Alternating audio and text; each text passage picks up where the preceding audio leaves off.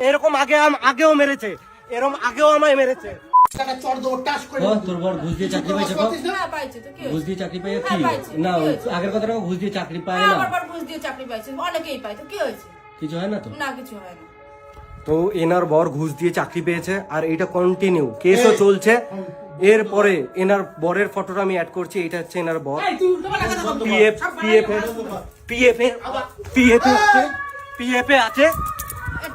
তো এরপরে তোমরা সব বিচার করবে, ঘুষ দিয়ে চাকরি এরকম আগেও মেরেছে, এরকম আগেও আমায় মেরেছে। আমার বাবা আর মা দিদিকে বাঁচানোর জন্য আর কত ধরনের নাটক করবে আর কত নিচে নামবে। আসসালামু আলাইকুম বন্ধুরা, বাঙালি কন্যা চ্যানেলের আরেকটি ভিডিওতে তোমাদের অনেক অনেক স্বাগত। আশা করি তোমরা ভালো আছো আর আমিও খুব ভালো আছি। তো তোমাদের সঙ্গে আজকে আমি যে বিষয়টা নিয়ে আলোচনা করব, তোমরা আমার থাম্বনেল থেকে বুঝতে পেরে গেছো। হ্যাঁ, যে বিষয়টা আলোচনা করবো প্লাস তোমাদেরকে দেখাবো, তোমরা সব জানো, অথচ যেগুলো তোমরা জানো না সেগুলোই তোমাদেরকে আমি দেখাবো। তোমরা জানো যে প্রীতি আর রন যে আমাদের খুব ফেভারিট যারা রয়েছে কাপল, তাদের মধ্যে মানে রন আর প্রীতি এখন তো একটু আলাদা আছে। তো রন যে এখন যে সমস্যার মধ্যে পড়েছে সেটা তো তোমরা অনেকেই জেনেছো, অনেকেই শুনেছো। তো দিদি যে ব্যবহারটা করছে ওর সঙ্গে বা করেছে, তোর মা বাবা যেটা করেছে, সমস্ত ভয়েস রেকর্ডিং বা কল রেকর্ডিং ও সমস্ত যে ইউটিউব ফেসবুক চ্যানেলে ছেড়েছে দেখিয়েছে, তোমরা যারা জেনেছো তারা দেখেছো অবশ্যই অনেকে। তো আরও যে বিভিন্ন যে জিনিসগুলো আছে তোমরা হয়তো অনেকেই জানোনি, দেখোনি। তো রনকে জোর দিদি যে হারে মেরেছে, মানে এই জায়গায়, তারপরে কানে যেভাবে আঘাত লেগেছে বা যেভাবে রক্ত বেরিয়েছে, যে রকম পরিস্থিতির মধ্যে দিয়ে রন যাচ্ছে, তো খুবই কষ্টদায়ক, খুবই খারাপ একটা ব্যাপার। তো তোমরা সকলে কিন্তু রনের পাশে থেকো। আর যে আমি যেগুলো দেখাচ্ছি তোমরা দেখো, তোমরা নিজেরাই বিচার করো যে কি হতে পারে ভবিষ্যতে, বা এরকম দিদি মানুষের যেন সত্যি কথা বলা বলি কি যেন না হয়। এরকম দিদি হওয়ার থেকে না হওয়া ভালো, কারণ এরকম দিদি যে ভাইয়ের উপরে অত্যাচার করতে পারে, খুব কতটা কষ্টদায়ক হয় সেটা শুধুমাত্র ভাইই জানে। তো ভাই আজকে এতদিন বাড়িতে নেই, তো তোমরা হয়তো জানো না তো কি কারণে হয়েছে না হয়েছে সব কিছু তোমরা এই ভিডিওটা দেখো, কি আর ডনকে মেরেছে সেটা আগে দেখে নাও, তারপর পরবর্তীকালে তোমাদেরকে আমি সমস্ত কিছু খুলে বলছি। এরকম আগেও মেরেছে, এরকম আগেও আমায় মেরেছে। তোর বর ঘুষ দিয়ে চাকরি পাইছে? হ্যাঁ পাইছে তো কি ঘুষ হয়েছে? দিয়ে চাকরি পাইছে হ্যাঁ, কি? পাইছে। না কি হয়েছে? আগের কথা ঘুষ দিয়ে চাকরি পায় হ্যাঁ, না, আমার বর ঘুষ দিয়ে চাকরি পাইছে, অনেকেই পায় তো কি হয়েছে? কিছু হয় না তো। না কিছু হয় না। তো এনার বর ঘুষ দিয়ে চাকরি পেয়েছে আর এটা কন্টিনিউ কেসও চলছে। এরপরে এনার বরের ফটোটা আমি অ্যাড করছি, এটা হচ্ছে এনার বর। পিএফ আছে। তো এরপরে তোমরা সব বিচার করবে, ঘুষ দিয়ে চাকরি এরকম আগেও মেরেছে, এরকম আগেও আমায় মেরেছে। তোমরা তো দেখলে রনের দিদি রনকে কী হারে মেরেছে। ওর জামাইবাবু ঘুষ দিয়ে চাকরি করেছে, চাকরি পেয়েছে, সেই ঘুষ দিয়ে চাকরি করছে সেও রন কিন্তু ভিডিওতে এসে সবাইকে বলেছে। তো আমার মনে হলো আজকে এই ভিডিওটা তোমাদের সঙ্গে শেয়ার করা দরকার, কারণ আমি আজকে কোনো অন্যরকম ভিডিওতে আসেনি, কারণ এই জিনিসটা অনেক দিন থেকে আমি ইউটিউবে ফেসবুকে দেখছি। মানে এর আগে যে রন প্রীতির সমস্যা নিয়ে তোমাদের সঙ্গে আমি সব কিছু শেয়ার করেছি, তো এখন রনের মধ্যে যে সমস্যাটা চলছে, কারণ আমি ওকে রন প্রীতিকে খুবই ভালোবাসি, তাই জন্য আমার মনে হলো আমার এটা একটু আসা দরকার বা একটু বলা দরকার।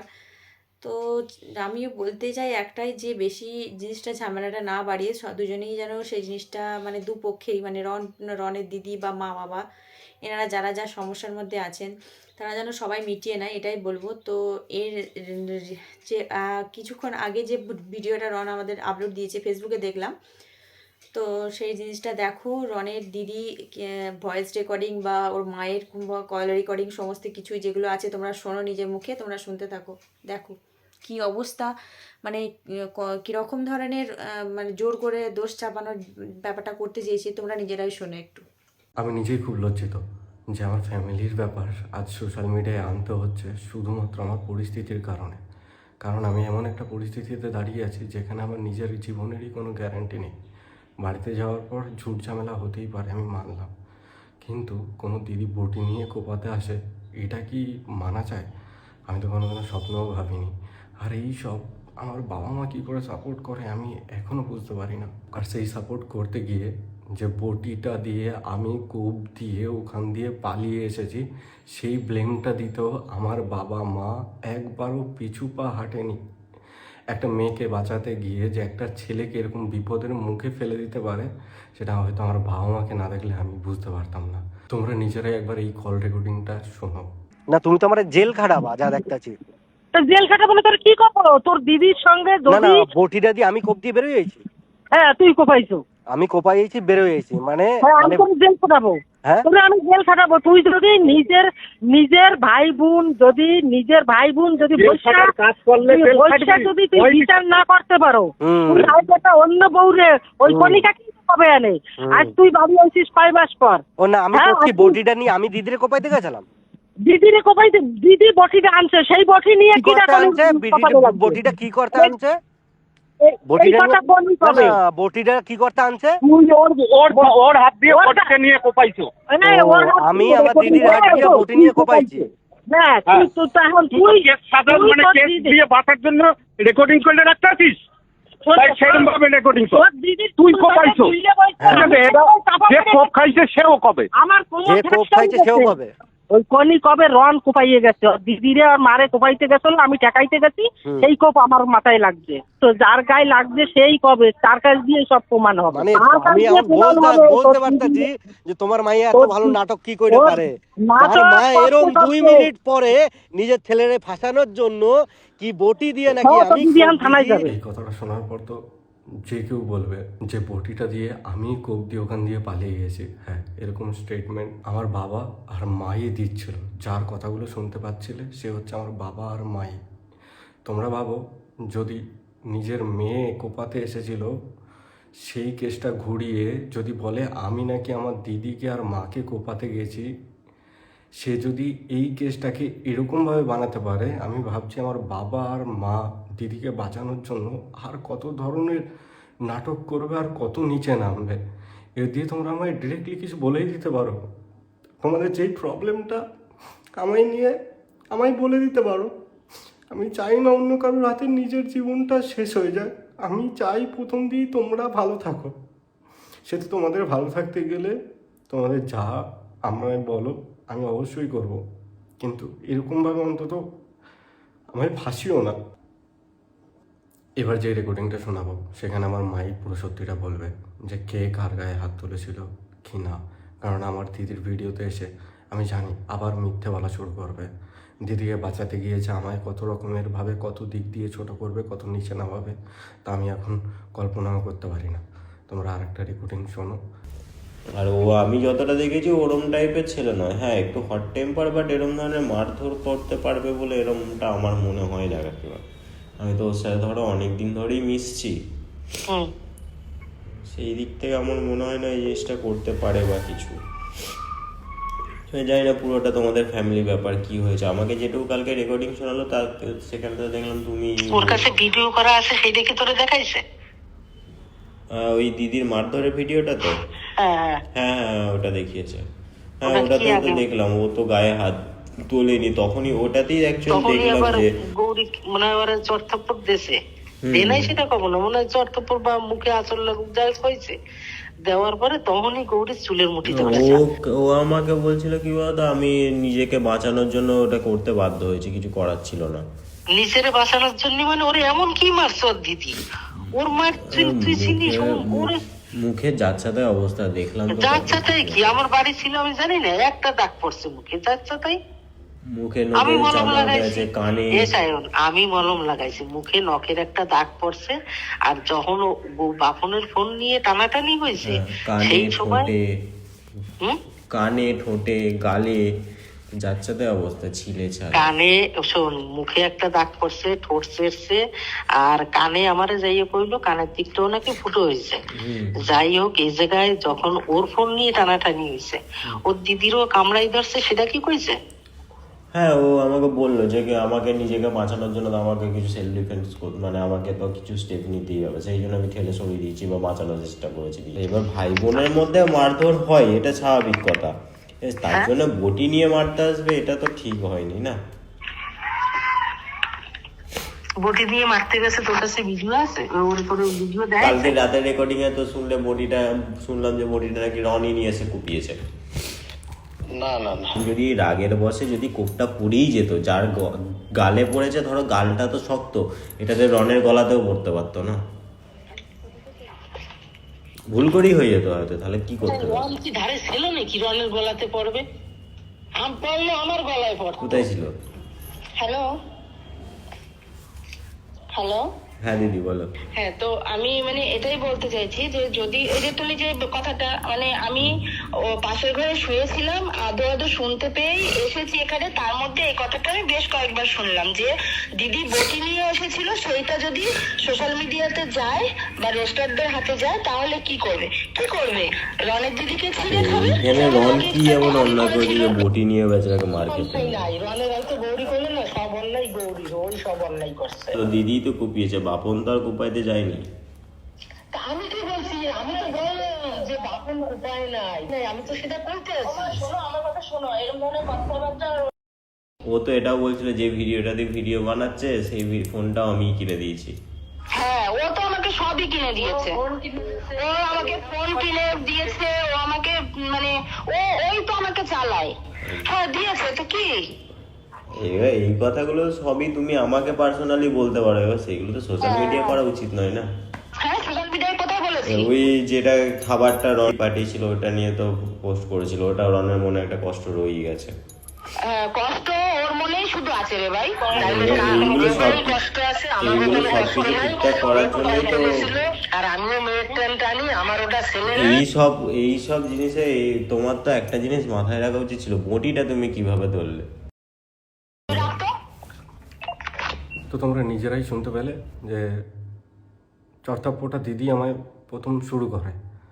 তো আমার অপরাধ কি? আমার অপরাধ এটাই ছিল যে আমার ভাগনার জন্মদিনে আমার ভাগনা মামা বাড়ি গেছিলো, মানে আমার বাড়িতে ও গেছিলো, আর আমার ভাগনা যে আমার বাড়িতে আছে আর ওর জন্মদিন বলেই আমি আমার বাড়িতে গেছি। আর সেই আমার বাড়িতে যাওয়াটা যে এত বড় অপরাধ আমি নিজেও ভাবতে পারিনি। আমার নিজের হাতে বানানো বাড়ি, যেইখানে যাওয়াটা আমার অপরাধ। আমি এইগুলো আমায় ডিরেক্টলি বললেই হয়, এই সব এত কিছু করার কোনো দরকারই পড়ে না। আমার যথেষ্ট ক্ষমতা আছে, আমি নিজে 3 মাস ধরে ভাড়া থাকছি, নিজে রান্না করি, নিজে খাই, নিজে জামা প্যান্ট নিজে কাচি, তারপরেও আমি বাড়িতে কন্টিনিউ আমার ফ্যামিলিকে টাকা পাঠাই।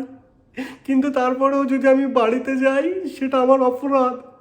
আমার দিদি আমাকে কোপাতে এসেছে, সেটা ঘুরিয়ে বাবা মা কি বলছে আমি কোপ দিয়ে পালিয়ে গেছি। আমি জানি না সামনের দিনগুলোয় আমায় আর কত ধরনের মিথ্যে ব্লেম দিয়ে ফাঁসানো হবে আর কি করা হবে। আর আমিও জানি না যে আমি কি ভুলভাল ডিসিশন কী নেব, কারণ অলরেডি দিদি কান্না করে করে ভিডিও পোস্ট করছে। কিন্তু এটা তোমরা জানো না যে দিদি অলরেডি আমার নামে কেস করে এসেছে, সেখানে আমার মা সাক্ষী দিচ্ছে। মানে ভাবতে পারছো যে আমার দিদি আমার এত ভালো চায়, এত কিছু করার পরেও আমার দিদি কেস করা হয়ে গেছে। হ্যাঁ, আমার দিদি আমার নামে অলরেডি কেস করে দিয়েছে, সেটাই মা সাপোর্ট করেছে। আর এইগুলো আমার জামাইবাবু যে ঘুষ দিয়ে সরকারি চাকরি পেয়েছে, তার কত লাইন গার্ড জানা আছে তোমরা আশা করি জানো। তো তার কথায় সব কিছু চলছে। তার কি নজরে পড়েছে ভগবান জানে, ওই বাড়ি দিয়ে আমায় তাড়িয়ে সে কি পাবে সেই জানে। আমি এইগুলোর ব্যাপারে ভাবি না আর ভাববো না। যেইটুখানি তোমাদের জানানোর দরকার ছিল আমি জানালাম। আর তোমরা সত্যিটা অলরেডি বুঝেই গেছো, তোমাদের আলাদা করে আর কোনো কিছু বোঝানোর দরকার হবে না। আমি আস্তে আস্তে ঠিক হলে নিজের নর্মাল লাইফে ভিডিও বানাবো। এমনি তোমরা ভাবো যে আমি নাটক করি বা কিছু। ভাই আমার যদি ভিউজ কামানোর ইচ্ছে থাকতো আমরা ওই টাইমে কন্টিনিউ ভিডিওর পর ভিডিও পোস্ট করতে থাকতাম, কিন্তু না, আমার সোশ্যাল মিডিয়া জায়গাটা খুব ভয় করে। কিন্তু সেই জায়গাটাই আমি আমার শান্তি খুঁজে পেলাম। আমি সব কিছু শেয়ার করলাম, লোকে জানতে পারবে যে এই ছেলেটার সাথে এত খারাপ ঘটেছে। জৌগ্রামের হাফ লোক এটাই জানতো যে আমি ওখান দিয়ে কোপ দিয়ে পালিয়ে গেছি। তাদের বলছি যে এই ভুলভাল কথাগুলো তোমাদের সামনে ক্লিয়ার হয়ে গেল যে আমি কোপ দিয়ে পালিয়ে যাইনি, ওটা আমার দিদি এক বটি নিয়ে আমায় কোপাতে এসেছিল। জানি না আমায় মেরেও কী পাবে। আসলে কি বলতো, রনের এই সমস্যাটা হয়েছে কারণ ওর বাড়িতে এখন যে বাড়িতে ও তৈরি করেছে সেই বাড়িতে ও নেই। তো বাড়িতে যখন যখন ছিল না, তো এখন কিছুদিন তো ও ভাড়া বাড়িতে আছে, তো 2-3 মাসের মতো প্রায় হয়ে গেল ভাড়া বাড়িতে আছে। তো ভাগনার আসলে ছিল জন্মদিন, সে ভাগনার জন্মদিনে মামা যাবে, সেই জন্য মামা গিয়েছিল বাড়িতে, আর সেই যাওয়াটা হয়ে গেছে সমস্যা। আর ও এখানে ভাড়া বাড়িতে থাকাকালীন ওর বাবা মাকে টাকা পয়সা পাঠানো আর সবই করেছে রন, কিন্তু এটা আমাদের ভিডিওতে এসে সব কিছুই বলেছে, আমরা তো সবই শুনেছি। তো যেগুলো কল রেকর্ডিং ছিল সেগুলোও আমরা সব শুনেছি। তো আমার মনে হয় যে জিনিসটা যতটা বাড়বে ততটাই বাড়াইলেই বাড়বে, কিন্তু এই জিনিসটাকে যতটা কমানোর চেষ্টা করবে দুপক্ষই কিন্তু সরে আসার চেষ্টা করো, ঝামেলা দ্বন্দ্ব না করে নিজেদের জিনিস নিজেদের মধ্যে মিটিয়ে নেওয়াটাই ভালো। তো বেশি দূর না গড়িয়ে নিজেরা সোশ্যাল মিডিয়ায় যেটা করেছো, সবাই দেখেছে শুনেছো, সবই ঠিক আছে, আমরা শুনছি। তো আমার মনে হয় দিদি শ্বশুরবাড়িতে থাকাই ভালো বাপের বাড়িতে না থেকে, বা আলাদা অন্য কোনো জায়গায় যেয়ে থাকা ভালো, বাপের বাড়িতে থাকার কোনো প্রয়োজন নেই। তাতে কি হয়, সম্পর্কটা ভালো থাকে। বাপের বাড়িতে বেশি দিন থাকার তো মেয়েদের কথা নয়, তো তাতে কি হয়, সম্পর্কটা ভালো থাকে। তো তোমরা নিজেদের মধ্যে জিনিসটা মিটিয়ে নাও, ভালো থাকো, তোমাদেরকে আবার ওই হ্যাপি ফ্যামিলি আমরা দেখতে চাই, আমরা সকলেই দেখতে চাই। আর যারা যারা রণপ্রীতি আর রণপ্রীতির ফ্যামিলিকে হ্যাপি ফ্যামিলি দেখতে চাও অবশ্যই কমেন্টে জানাও তোমাদের কি মতামত। এই যে আমার ভিডিওটাতে দেখলে তোমাদের কি মতামত অবশ্যই কমেন্টে জানিও। তো আমার মতে বলে সব কিছু এক কাছে হয়ে যাওয়াটাই ভালো। ভালো থাকো তোমরা, সবাই ভালো থাকুক, আমরাও ভালো থাকি, সেটাই ভালো। ভালো উপরওয়ালা সবাইকে ভালো রাখুক, সুস্থ রাখুক, এটা আমরা চাই। আর দিদিকে আমি একটা জিনিস সাজেস্ট করব, যদি ভুল মনে হয় অবশ্যই ক্ষমা করবে। তা আমার মনে হয় মেয়েদের বাপের বাড়িতে না থেকে শ্বশুরবাড়িতে থাকাটাই ভালো, কারণ শ্বশুরবাড়িতে নিজেদের জায়গা অরিজিনাল। তো সেখানে বাপের বাড়িতে যতটা দূরে থাকবে, দুদিন আসবে, দুদিন পর আবার চলে যাবে সবার সঙ্গে, একটু মন খারাপ করে, এই যে জিনিসটা একটা থাকে, এটা কিন্তু ভালোবাসা বাড়ে, কমে না। তাই যেটা যার জায়গা সেখানে সেটা থাকাটাই বেটার। তুমি চেষ্টা করো সব কিছু মিটিয়ে নেওয়ার। তোমার ছোট ভাই রন, তোমার দিদিও তোমার বড়, তুমি মানিয়ে নিও। তোমরা যাতে ভালো থাকো, তোমরা যাতে সুস্থ থাকো, তোমরা যাতে হ্যাপি ফ্যামিলি থাকো, সেটা আমরা দেখতে চাই। তোমরা সব কিছুই মানিয়ে নাও, এটাই আমি চাই। তোমার হয়তো বড় দিদির মতো আমি এটা তোমাদেরকে সাজেস্ট করতে পারি। তো আজকের মতো আমি এখানেই শেষ করলাম, পরবর্তী কোনো ব্লগে তোমাদের সঙ্গে দেখা হচ্ছে। তো আমার খুব প্রিয় কাপলের জন্য আমি কিন্তু আজকের এই জিনিসটা করলাম, মানে আমার খুব প্রিয় কাপল রন আর প্রীতি, খুব ভালো লাগে ওদের ভিডিও দেখতে। তো ওরা খারাপ থাকুক আমি এটা চাই না। তাই রন প্রীতি যদি তোমরা কেউ দেখে থাকো আমার এই ভিডিওটা, অবশ্যই তোমরা একটু কোনো কমেন্ট করে জানিও তোমাদের কি মতামত, বা তোমরা কি চাও, বা আমি কোনো ভুল করে থাকলে তোমরা অবশ্যই ক্ষমা করো। তোমার এই ছোট্ট একটা দিদির কথাটা একটু মাথায় রেখো। আর আজকের মতো আমি এখানেই শেষ করলাম, নেক্সট কোনো আবার ব্লগে তোমাদের সঙ্গে দেখা হচ্ছে। টাটা।